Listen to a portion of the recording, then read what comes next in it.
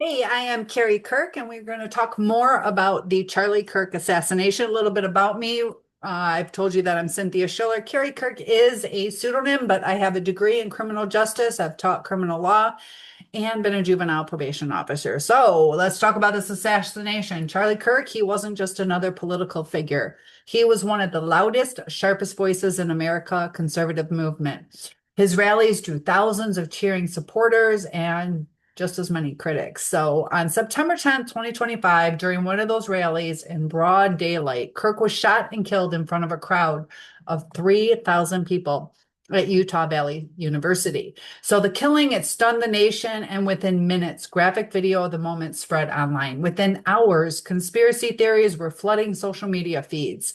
Was this the act of a lone, unstable gunman? Was it political terrorism? Or, as some are now claiming, was there something larger at play? With the details deliberately hidden from the public. And feel free to join in with any of your thoughts on this. So tonight we're digging into what we know for sure, what investigators are still keeping sealed, and then the theories, some wild, some more plausible, that are still swirling around the assassination of Charlie Kirk. So first, let's look at the verified facts. On September 10th, 2025, Charlie Kirk was speaking at the Utah Valley University campus in Orem, Utah. The event was billed as part of America's Comeback Tour. Attendance estimates around 3,000.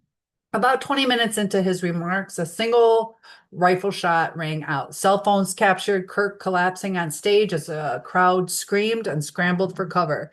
Chaos followed. He was rushed immediately to a nearby hospital where doctors later pronounced him dead. And investigators would quickly confirm that the shot was fired from a distance using a high-powered rifle. And this is where the conspiracies start. The shooter, police say, was positioned on or near a rooftop overlooking the rally grounds. The Utah County Sheriff's Department, FBI, and ATF all joined the investigation. 33 hours later, authorities announced that they had a suspect in custody, a 22-year-old Tyler James Robinson. Now, the 33 with conspiracy theories, they talk about the Freemasons. I'll do a video on that. But prosecutors immediately filed charges for aggravated murder, announced that their intent was to seek the death penalty, and began building what they promised would be an airtight case. So far, those are the facts that nobody is disputing. But that's where the story gets murkier. So the timeline matters here because it explains why so many people doubt the official story. The rally began around noon. Security at the event was described as lighter than at similar political gatherings, and a decision that has fueled its own speculation. Also, there was no ambulance on site. At 12:20 p.m., the rifle shot hit Kirk. I believe it was 12:23. Videos from the audience immediately started circulating online. Some clips show only Kirk collapsing. Others capture the crowd panicking, people diving for cover. A few even pick up faint echoes of the shot bouncing off surrounding buildings. So that same evening, police released a grainy security still, a lone figure on a rooftop near the event. The image spread like wildfire, and with it, so did the speculation. Who was he? Was he alone? Why was he on the roof at all? The next day, September 11th, investigators expanded their search. They had confirmed they were looking for a suspect, but did not name him publicly. Some conspiracies go towards the two people that were arrested to distract as the shooter was able to get away. So on September 12th, authorities arrested Robinson. They claimed to have found a rifle consistent with the attack. And just like that, the story was sealed as a lone gunman case, well, at least officially. So who was this accused killer? Court documents identify him as a 22-year-old Tyler James Robinson, who was a Utah resident, had no prior criminal record. Friends and acquaintances paint a picture of a young man who was somewhat withdrawn, angry at the government, and increasingly fascinated with guns. Investigators are probing his online activity for signs of political extremism, radicalization, or connections to extremist groups. Prosecutors have hinted at political motive, but haven't laid out any specifics. So here's the key. None of Robinson's alleged statements, digital history, or prior private communications have been released to the public. That silence leaves a vacuum, and online vacuums get filled with theories fast. Now, this is where the story takes an even darker turn. Because of the killing of a major political figure in the middle of a heated election season, we're getting ready to get into the midterms. So this is exactly the kind of event that spawns wild speculation, and that's exactly what happened. The multiple shooters theory took off almost instantly. Some videos seem to show Kirk reacting to one angle while a sound echoed from another. Commenters pointed to supposed second shots and claimed there were other gunmen, but investigators insist only one rifle, one shooter were involved. Ballistic evidence, they say, supports that. What do you guys think? Then came the fake suspect images within hours, old mugshots of unrelated people, some even doctored by AI, were being circulated online with captions claiming this is the real shooter, but those have been debunked. The most sensational theory was the staged assassination claim. Tell me what you think. Was it something like holograms? Posts allege the entire event was a setup, crisis actors, fake blood, and even claims that Kirk wasn't really dead. But those theories collapse under scrutiny. Witnesses, medical personnel, and official death records confirm Kirk's death was real. What do you guys think? So these conspiracies have been thoroughly debunked, but there is still some speculation, still some questions that arise. Not everything has been explained, and those gaps continue to fuel the suspicion. For example, security at the event. Why was it lighter than normal? Kirk had received public threats in the past. So why wasn't there rooftop surveillance or tighter perimeters? We also have drones that we could use. Then there's the speed of the manhunt. 33 hours to identify, locate, and arrest a shooter who supposedly struck from a random rooftop. Some say that was pretty fast, suggesting authorities already knew who they were looking for. And what about the ballistics evidence? Police say they recovered a rifle consistent with the shot, but the official forensic report has not been released publicly.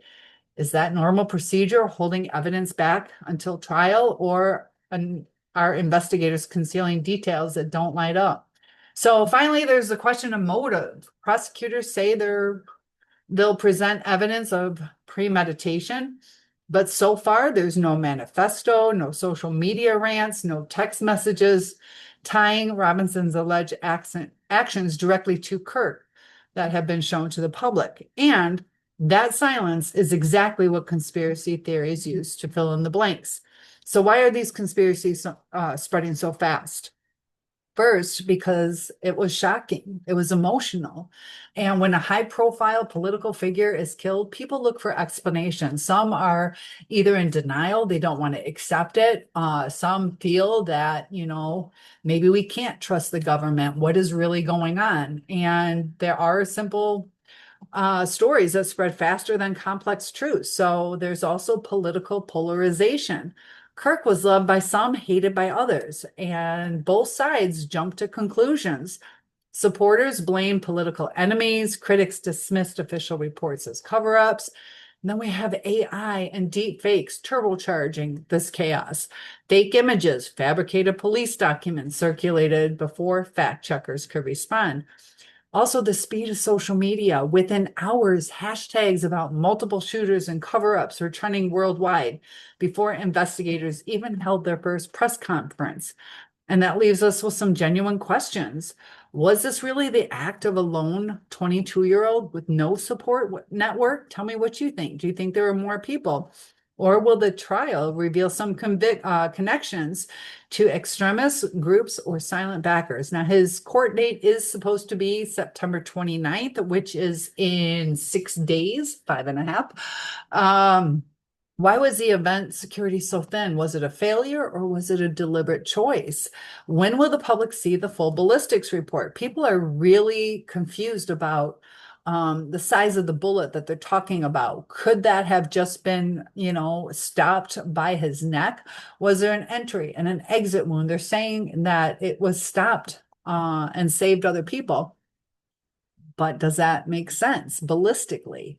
So perhaps most importantly, what was the suspect's motive? Was it political, personal, or something else entirely? And until those questions are answered in court, uncertainty is going to continue and conspiracy theories will thrive. So here's where we stand. Kirk is gone. Most likely it was not a cover up. They do have people who feel that it might have been a squib or a hologram. I'd like to know your thoughts. And we have a young suspect facing the death penalty. Also, Kash Patel, why did he say, I'll see you in Valhalla? Now, Charlie Kirk was a Christian, so you would say, I'll see you in heaven. What is that about? Because there's also place where he could go, which is called Valhalla. So some of the wilder claims have already been debunked, but there are legitimate questions that are still on the table. And until investigators provide answers, speculation isn't going anywhere. What we can say for certain is the assassination of Charlie Kirk has changed the political landscape. It's become a flashpoint for debates over political violence, security, free speech, and misinformation in the digital age. It's bringing awareness that we have to be really cautious about AI. What can we trust? What can't we? It's also fueled people in their religious convictions. It's also caused separation. And we have to think too, that we are coming up on the midterms. Does this have anything to do? It was pretty ironic that they talked about Charlie Kirk's last words were including gang violence. And then he was shot by a gun. So let me know your thoughts and please like and subscribe, share. Let's get this channel growing where we talk about crime, conspiracies, and Charlie Kirk.